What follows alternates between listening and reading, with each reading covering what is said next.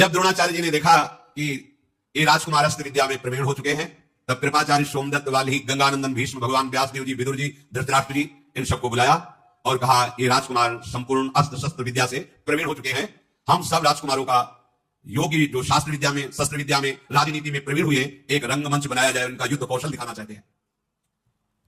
धृतराष्ट्र उस समय राजगद्दी पर विराजमान थे, क्योंकि पांडु महाराज पधार गए थे तो यही राजा के पद में थे। आदेश हुआ,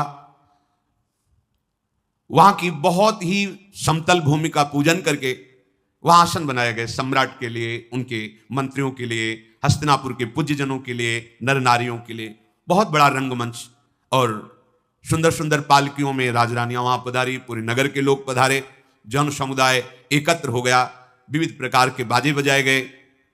उस समय श्वेत वस्त्र, श्वेत यज्ञोपवीत धारण किए हुए आचार्य द्रोण अपने पुत्र अश्वत्थामा के साथ रंगभूमि पर पधारे।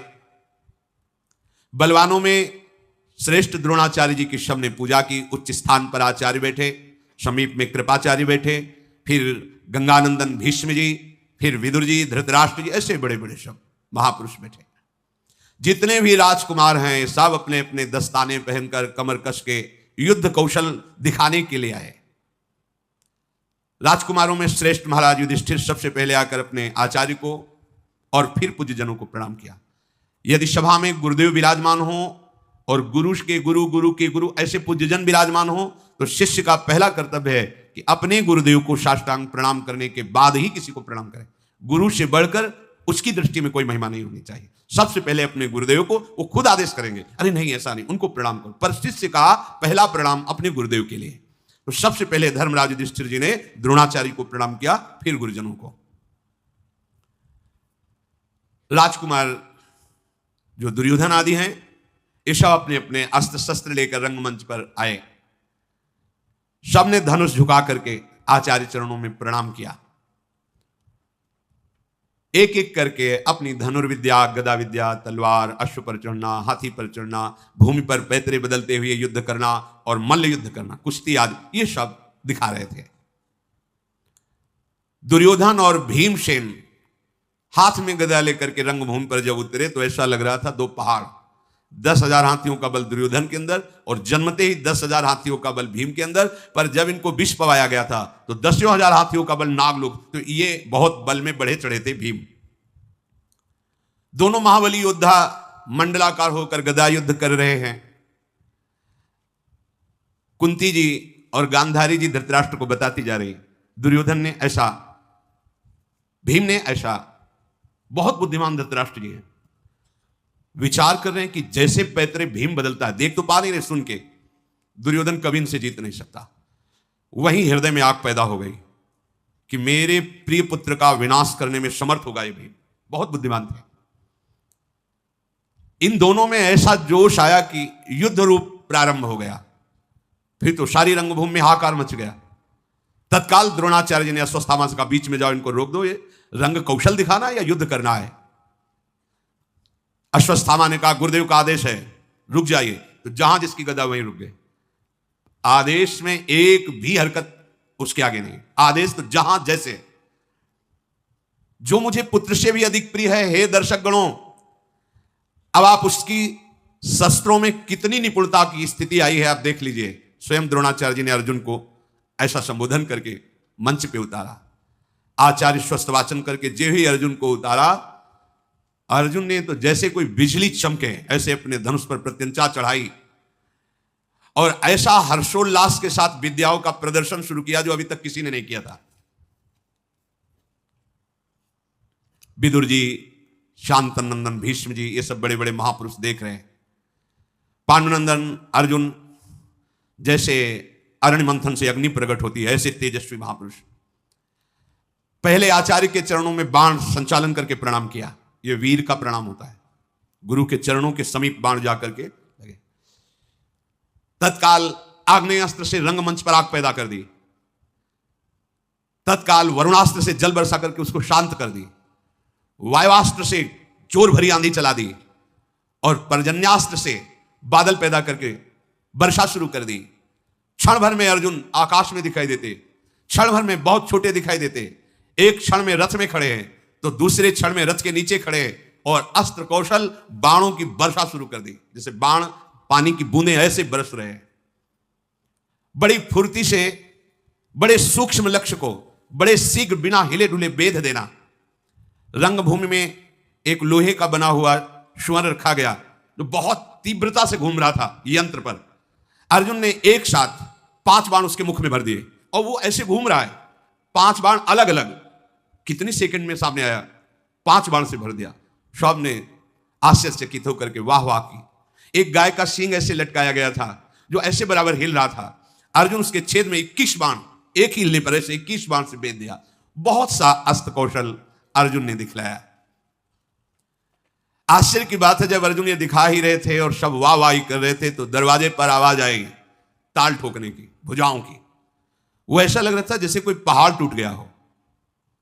सबकी दृष्टि अर्जुन से हटकर दरवाजे की तरफ गई तो देखा दिव्य कवच धारण की हुई, कुंडल धारण की हुई कर्ण प्रवेश कर रहा है।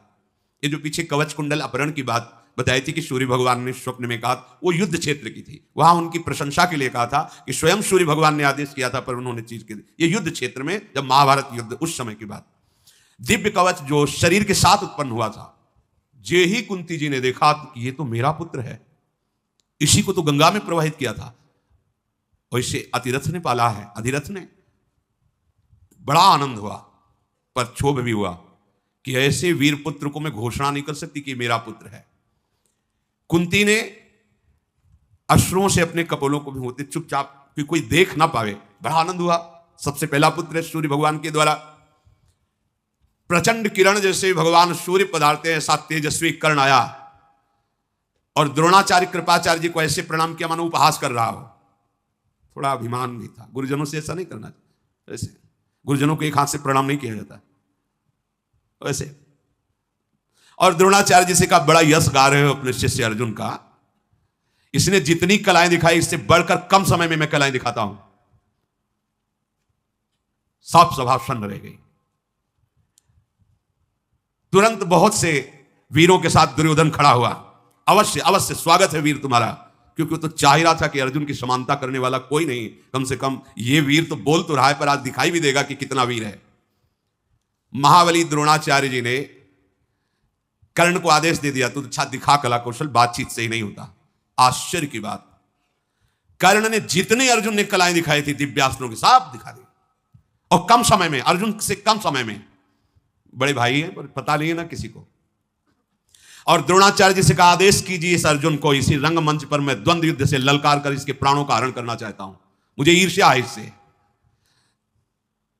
खड़ा हो गया दुर्योधन और छाती से लगाया कर्ण को और कहा, प्रिय मित्र, हस्तिनापुर का राज्य तुम्हारा, जैसे चाहो ऐसे भोगो, तुम्हें मैं मित्र स्वीकार करता हूं, और इन शत्रुओं के मस्तक पर पैर रख दो, यही हमारी इच्छा। उसकी तो छाती भूल गए। कुंती जी के हृदय में बड़ा क्षोभ हुआ कि दोनों मेरे लाडले, मैं कैसे बता पाऊं कि कर्ण भी मेरा पुत्र है। कर्ण ने कहा, आचार्य चरण, यदि अर्जुन खड़ा रहा तो जीवित नहीं रह सकता, मैं तुमको वचन देता हूं। यहां बड़ा आक्षेप। अर्जुन ने आचार्य चरण से कहा कि आप जानते हो कि आपका शिष्य निर्बल नहीं है, आप आदेश कर दो, इस वीर को मैं अभी धूल चटा देता हूं। कर्ण की ओर बढ़े द्रोणाचार्य, कृपाचार्य, भीष्म जी, सब आश्चर्यचकित हो रहे कि रंगमंच पर कहीं युद्ध ना प्रारंभ हो जाए। कुंती देवी को तो मूर्छा आ गई जब दोनों युद्ध के लिए चले, मूर्छा आ गई। दासियों ने चंदन मिश्रित जल से उन्हें होश मिलाया, पर वो कोई जान नहीं पाया कि मूर्छा क्यों आई इनको। दोनों वीर आमने सामने खड़े हैं। कृपाचार्य जी खड़े हुए और कहा, सावधान कर्ण, ये कुंती नंदन महाराज पांडु के पुत्र देवराज इंद्र से प्रकट हुए हैं। मैं परिचय देता हूं, ये हस्तिनापुर चक्रवर्ती सम्राट के पुत्र। तू अपना परिचय दे, किस चक्रवर्ती सम्राट का राजा है, किसका पुत्र है, कौन राजा है, कहां से आया है, तेरे मां और पिता का क्या परिचय है, क्या तू पांडु नंदन अर्जुन के सामने खड़ा होने का अधिकार रखता है। कृपाचार्य जी ने कर्ण भगवान सूर्य की तरफ ऐसे देखा, महाराज आप जानते हो और मैं भी जानता हूं कि मैं कौन हूं, पर कैसे इनको परिचय दूं। ग्रीवा झुकाकर खड़ा हो गया, उत्तर नहीं। कृपाचार्य के कहने पर कर्ण की आंखों में रोष है और लज्जा से सर झुकाकर खड़ा हो गया, जैसे कमल मुरझाया हुआ हो। दुर्योधन ने कहा, आचार्य चरण, कृपाचार्य से तुम्हें पता है 3 प्रकार के राजा होते हैं। एक होता है राजकुल में पैदा हुआ उत्तम, दूसरा होता है सेनापति, अपने बल विक्रम से राजा को परास्त करके राज्य पद पर बैठ जाना, और तीसरा होता है एक राजा मित्र अपने दूसरे मित्र को राजा बना सकता है। मैं इसे राजा घोषित करता हूं, अंगराज कर्ण। मैं अभी तिलक करता हूं। अगर आप कहते हो कि किस राज, तो मैं इसे राजपद पे देता हूं, और चक्रवर्ती सम्राट पद पर धृतराष्ट्र है, तो अधिकार है दुर्योधन का। तत्काल ब्राह्मणों को बुलाया, स्वस्ति वाचन हुआ, स्वर्ण का सिंहासन रखवाया, मुकुट रखकर अंगराज के पद पर कर्ण का अभिषेक कर दिया। राजा कर्ण ने कहा, दुर्योधन बिक गया मैं, आप कर्ण का जीवन तुम्हारे हाथ में है। अब मैं कभी विचार नहीं करूंगा कि तुम्हारा आदेश धर्मयुक्त है या अधर्मयुक्त। आज से बिक गया। तुमने हमारी ग्रीवा जो झुक रही थी उसे उठा दिया। अब जो आदेश करोगे, कर्ण तुम्हारे लिए प्राण न्यौछावर करने के लिए तैयार हो जाएगा। तदनंतर यह वार्ता हो ही रही थी कि अधिरथ जो बूढ़ा हो चुका था, लाठी का सहारा लेकर रंगमंच पर आया। कर्ण ने जो ही देखा कि पिता है, क्योंकि उसी ने पालन किया था, उतरे और जाकर चरणों में मस्तक रखा। उसने कहा, बेटा, इन राजकुमारों की सेवा करना पूरा जीवन मेरा धर्म रहा है, और तुम इन्हीं की समानता करना चाहते हो। नहीं नहीं, ऐसा तुम नहीं कर सकते, तुम मेरे बेटे हो। भीम ने कहा, समझे कर्ण, ये हमारे दुर्योधन, हमारा ही राज्य है ये, उनके मुकुट धरने पर तू राजा नहीं हो जाएगा। सुना अपने बाप की बात, जीवन भर ये सेवकाई करके जूठन खाता रहा है, उसी का तू पुत्र है, वैसे ही रहना सीख, ढींग हाँकना बंद कर। ओ सूत पुत्र, तेरे हाथ में गदास्त्र नहीं शोभित होने चाहिए, घोड़ों की चाबुक होनी चाहिए। शांत होकर के कर्ण चुपचाप सुनते रहे। कुंती को बहुत अंदर से कि मैं बता दूं, ऐसा आक्षेप मत करो, ये तुम्हारा बड़ा भाई, पर कैसे बोले। भगवान का ऐसा विचित्र विधान होता है कि सत्य को जानते हुए भी नहीं बोल पा रही थी। भीमसेन के कहने पर बहुत हृदय में क्षुब्ध हुआ, हाथ पकड़ा अधिरथ ने, चल इस रंगमंच से। कर्ण को रंगमंच से बाहर ले गए। भगवान सूर्यास्ताचल को जा रहे थे, इसलिए रंगमंच विश्राम किया गया। कर्ण को अपने महल में ले जाकर के दुर्योधन ने कहा, आज से हस्तिनापुर में कहीं कोई रोक टोक नहीं, और अंग देश तुम्हारा, तुम उसके राजा हो। यह सब देखकर युधिष्ठिर ने निश्चय किया कि अगर कोई परास्त कर सकता है तो कर्ण परास्त कर सकता है पांडवों को। उसकी वीरता देखकर, क्योंकि ये युधिष्ठिर से भी बड़े हैं कर्ण। घबरा गए युधिष्ठिर, कर्ण के सामने हम 5 पांडवों में किसी के सामर्थ्य नहीं कि विजय प्राप्त कर सके, ऐसा युधिष्ठिर जी के मन में निश्चय हुआ। द्रोणाचार्य जी ने सुबह हुई, सब शिष्यों को बुलाया, कहा, देखो अब हमारी गुरुदक्षिणा लेने का फल है, समय है। पहले प्रथा थी, गुरुमंत्र लेने के बाद, गुरु आज्ञा पर चलने के बाद, जब गुरु आश्रम से वो गृहस्थाश्रम या संन्यासाश्रम, तो उस समय हाथ जोड़कर प्रार्थना की जाती थी, आपकी कोई भी आज्ञा हो जो हम पूर्ण कर सकें, आप बोलिए। वो गुरुदक्षिणा के रूप में मानी जाती थी। सब राजकुमारों को बुलाया और कहा कि मेरी गुरुदक्षिणा है, पांचाल राज नरेश द्रुपद को बंदी बना के हमारे चरणों में डाल दो। द्रोणाचार्य जी ने ऐसा आदेश किया। 100 कौरव हैं, 5 पांडव हैं। दुर्योधन, कर्ण, दुशासन, युयुत्स, विकर्ण, जलसंध, ये जो 10-10 हजार हाथियों का बल रखने वाले पराक्रमी कौरव, मैं पहले युद्ध करूंगा, मैं पहले युद्ध करूंगा।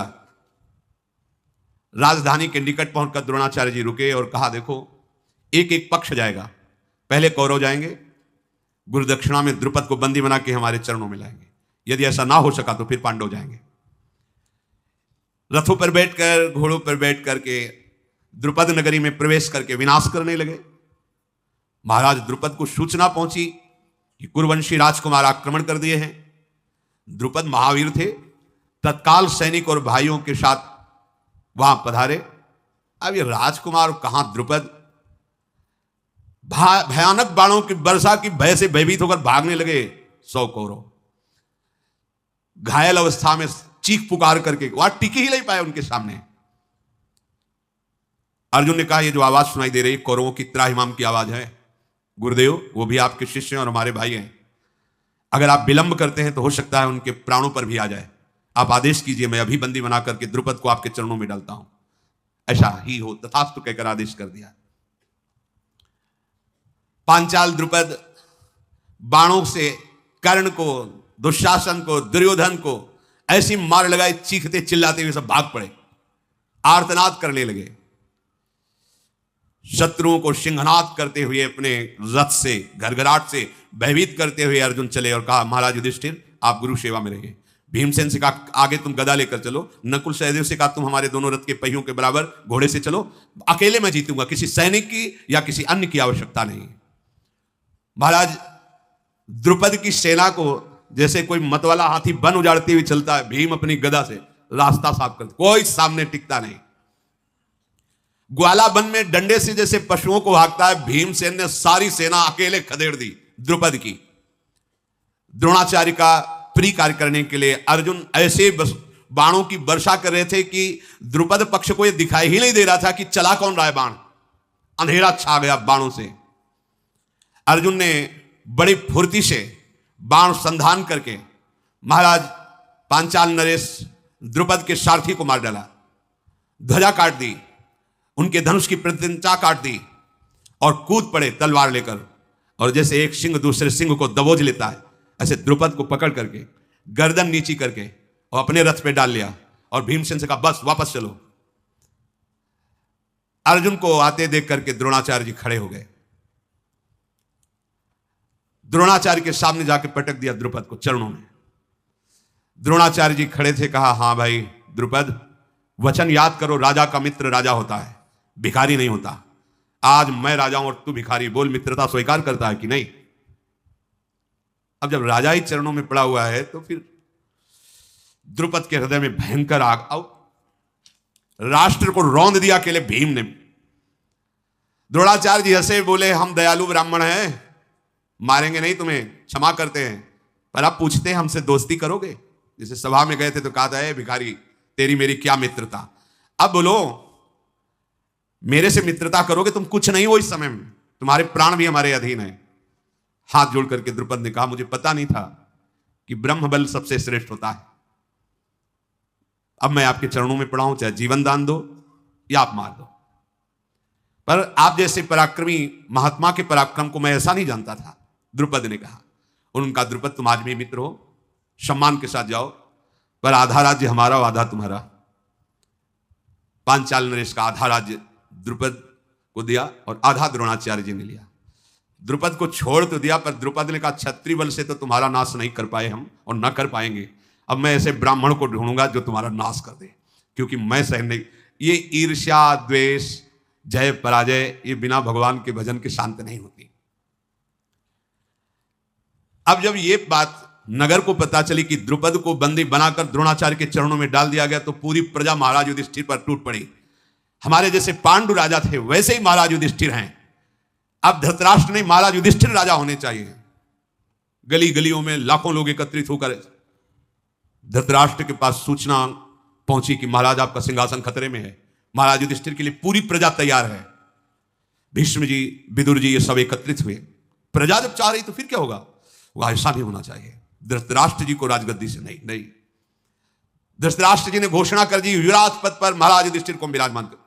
युवराज पद पर विराजमान करने से कम राज सिंहासन तो बच जाएगा। विदुर जी की सलाह से, भीष्म जी की सलाह से प्रजा को आनंद हुआ। हाँ ठीक है, युवराज के बाद राजा तो यही होंगे ना। बड़ी शास्त्रीय पद्धति से महाराज युधिष्ठिर को युवराज पद पर विराजमान किया गया।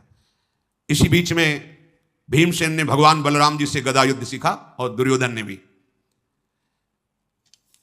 कपटी आदमी, चाहे रिश्तेदार हो चाहे नातेदार हो, कभी उसको अपने समीप ज्यादा नहीं रखना चाहिए, नहीं विनाशी होता है। जब से पांडव पधारे थे तब से शकुनी आके यहीं रहने लगा था। गांधारी जी का भाई है और बहुत ही कपट माया जाल में प्रवीण है। इसने कहा, भांजे यदि युधिष्ठिर युवराज तो निश्चित राजा, क्योंकि महाराज पांडु राजा थे। पांडु के पधारने पर धृतराष्ट्र हुए, आंख है नहीं। युवराज ये तो राजा वो, फिर उन्हीं का पुत्र राजा, मतलब सदैव तुम दास ही रहोगे, कभी राजा पद नहीं। मारो, पांचों को मारो। अब उनके हृदय में बड़ी जलन हुई कि अब क्या करो।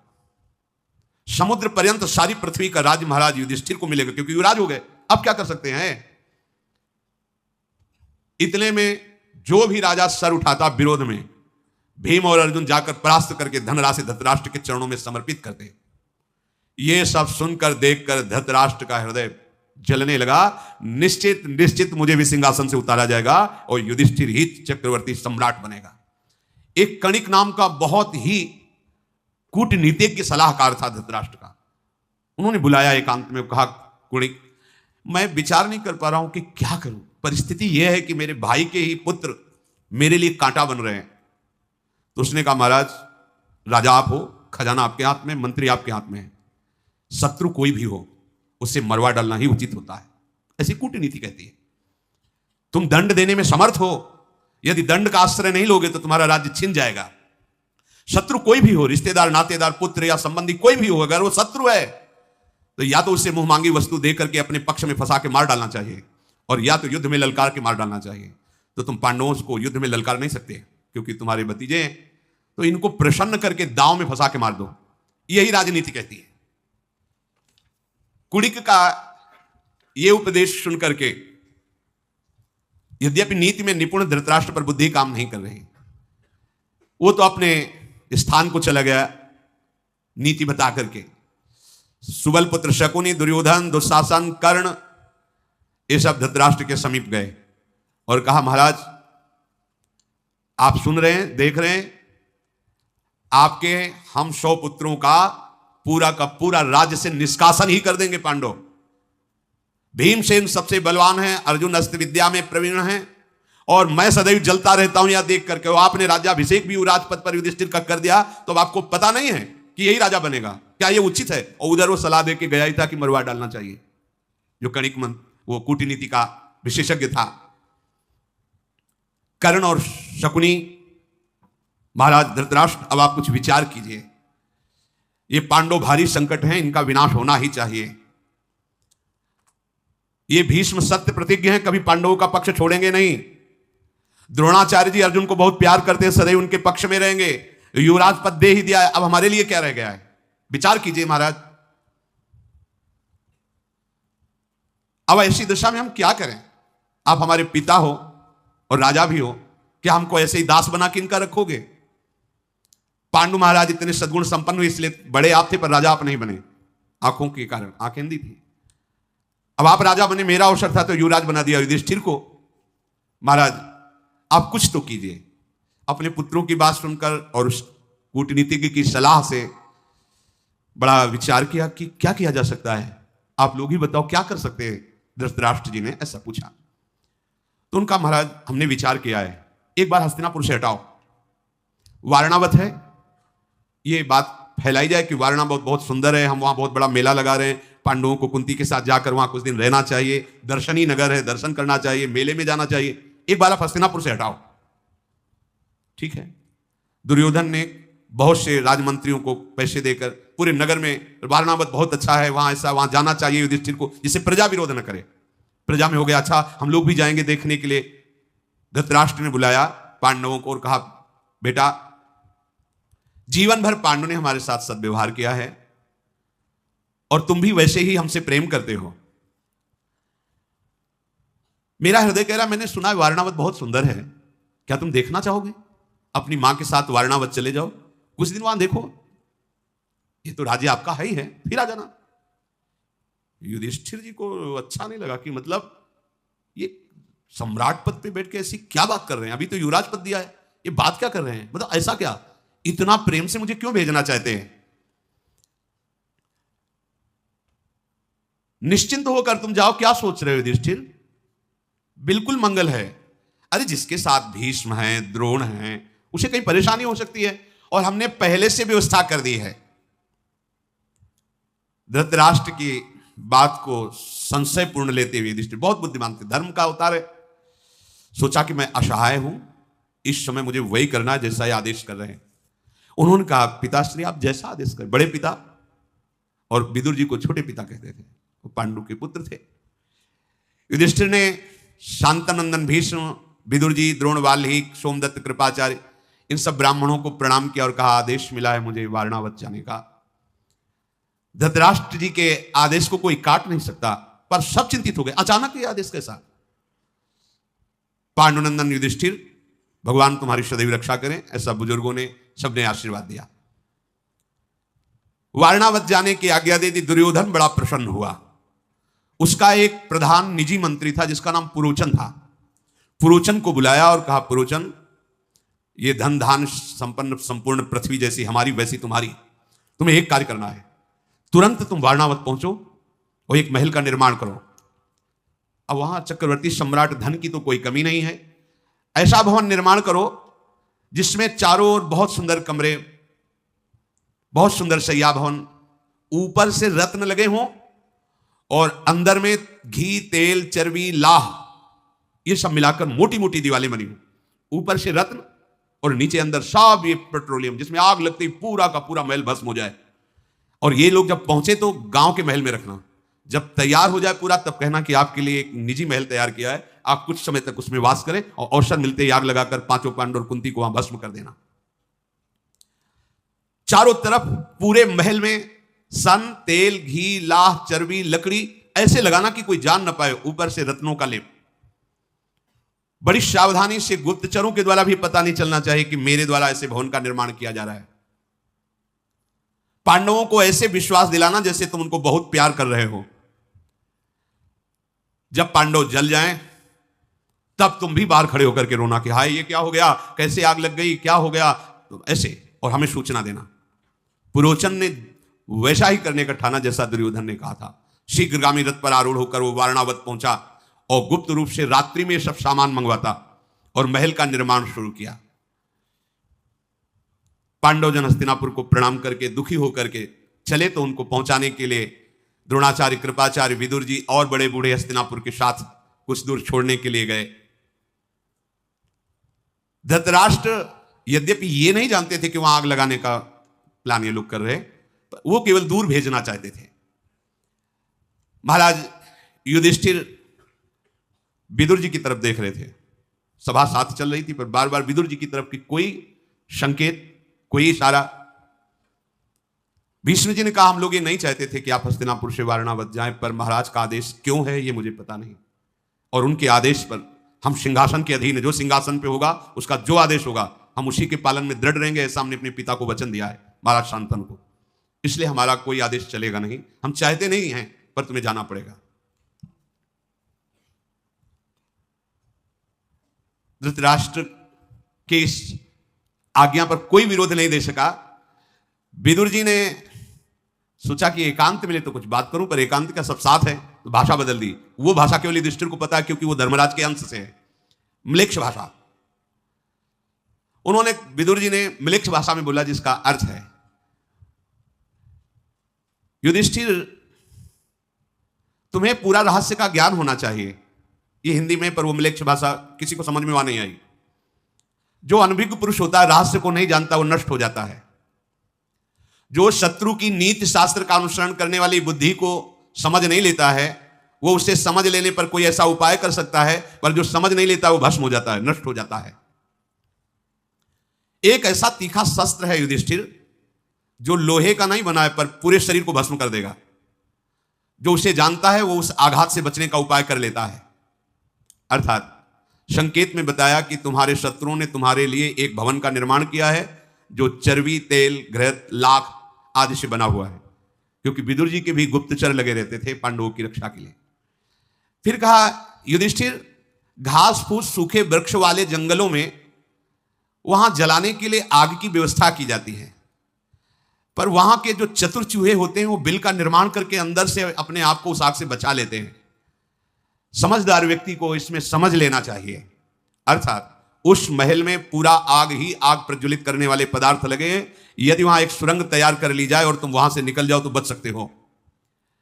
युधिष्ठिर जिसके आंखें नहीं होती वो मार्ग नहीं देख पाता, अंधे को दिशाओं का ज्ञान नहीं होता, जो धैर्य खो देता है वो शत्रु पर विजय प्राप्त नहीं कर पाता। मेरी बात को तुम समझ रहे हो ना? अर्थात तुम्हें पहले से ही सुरंग जहां से खुदी, जहां से निकलना, वहां से दिशाओं का ज्ञान होना चाहिए। तुम किस दिशा को, किस जंगल को जा रहे हो ये ज्ञान होना चाहिए, और तुम्हें घबराना नहीं चाहिए। यदि धैर्य खो दोगे तो तुम शत्रु पर विजय नहीं प्राप्त कर पाओगे। और युधिष्ठिर, मनुष्य घूम फिरकर रास्ते का पता लगा लेता है, नक्षत्रों से दिशाओं का पता लगता है, पांचों इंद्रियों को एक साथ रखता है, तो शत्रु कभी पीड़ा नहीं पहुंचा पाते। अर्थात तुम पहले ही दिशा का चयन कर लो, और कितना समय है, कौन सी दिशा है, ये नक्षत्रों से पता चलता है। और तुम पांचों भाई एक मत रहना, तो ये कौरव तुम्हारा कुछ नहीं बिगाड़ पाएंगे। म्लेच्छ भाषा में ऐसा उपदेश किया। युधिष्ठिर जी ने म्लेच्छ भाषा में उत्तर दिया, आपकी बात अक्षरशः समझ रहा हूं। विदुर जी ने दाहिने करके उनको आशीर्वाद दिया, जाओ। भीष्म जी भी और नगरवासी भी लौट आए। कुंती जी साथ में थी, उनका बेटा मैं समझ नहीं पाई विदुर जी क्या बोले, तुमने कहा अच्छा मैं समझ गया, तो ये भाषा क्या थी? तो उनका ये गुप्त भाषा है। विदुर जी ने मुझे संकेत किया है कि तुम जिस महल में रखे जाओगे वो प्रज्वलित अग्नि को बढ़ाने वाले पदार्थों से बना और तुम्हें मारने का प्लान है। यदि तुम पांचों भाई एक मत रहोगे और धैर्यवान रहोगे और सुरंग की व्यवस्था कर लोगे तो तुम वहां से बच जाओगे।